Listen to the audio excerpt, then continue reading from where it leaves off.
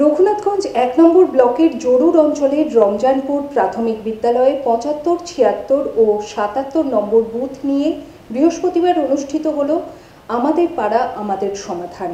উপস্থিত ছিলেন রঘুনাথগঞ্জ ১ নম্বর ব্লকের জয়েন্ট বিডিও, জরুর অঞ্চল প্রধান ইয়াকুব আলী সহ গ্রাম পঞ্চায়েত সদস্যরা। সকলকে আমার সালাম, নমস্কার, ধন্যবাদ জানাই। আপনারা সকলে অবগত আছেন, আমাদের মাননীয় মুখ্যমন্ত্রী মমতা ব্যানার্জি গত ২ তারিখ থেকে আমাদের পাড়া আমাদের সমাধান যে প্রোগ্রামটা করতে বলেছে, প্রতিটা বুথে ৩টে করে বুথ নিয়ে আজকে আমাদের এই রমজানপুর উপরতলায় নিচুতলায় নিয়ে ৩টে বুথ ৭৫, ৭৬, ৭৭ নম্বর বুথে সকল জনগণকে আহ্বান করা হয়েছিল। সকলে এসে উপস্থিত হয়েছেন। তাদেরকে আমি বলবো, দেখুন, আমাদের নেত্রী, আমাদের মুখ্যমন্ত্রী, জনপ্রিয় মুখ্যমন্ত্রী মমতা ব্যানার্জি সবসময় গ্রামের লোকের কথা ভাবে, পাড়ার গরিব মানুষ দুস্থ মানুষের কথা ভাবে। তাই ঐতিহাসিক প্রকল্প নিয়ে এসছে। এই প্রকল্প আমাদের পাড়া আমাদের সমাধান।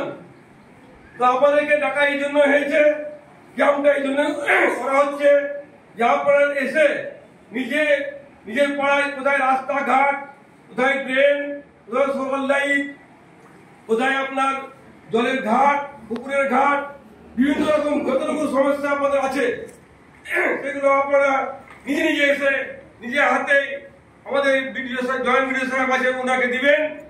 আমরা সরকারের নির্দেশ মতো যেভাবে সিস্টেম আছে, যেভাবে কথা বলেছেন আমাদের মুখ্যমন্ত্রী মমতা বন্দ্যোপাধ্যায়, সেইভাবেই আপনাদের প্রায় ৩ মাসের মধ্যেই আপনারা দেখতে পাবেন। একটা কথা বলি আপনাদেরকে আরো, এই প্রকল্প একদম সারা ভারতবর্ষের মধ্যে প্রথম। আমাদের মুখ্যমন্ত্রী মমতা বন্দ্যোপাধ্যায় যে আমাদের জন্য ভাবে, আমাদের এই গোটা পশ্চিমবঙ্গের জনগণের কথা ভাবে, তার একটা উদাহরণ, প্রতিটা বুথে ১০ লক্ষ টাকা করে দিচ্ছেন উনি। ১০ লক্ষ টাকা, এটা কম বড় পাওনা না, যেটা আমরা অঞ্চলে হয়তো একটা মেম্বার ৫ বছরে ১০ লাখ টাকা পাই না। সেই টাকা আপনারা ৩ মাসের মধ্যে পাচ্ছেন, আপনারা ঘরে বসে নিজে হাতে স্কিম দিতে পারছেন।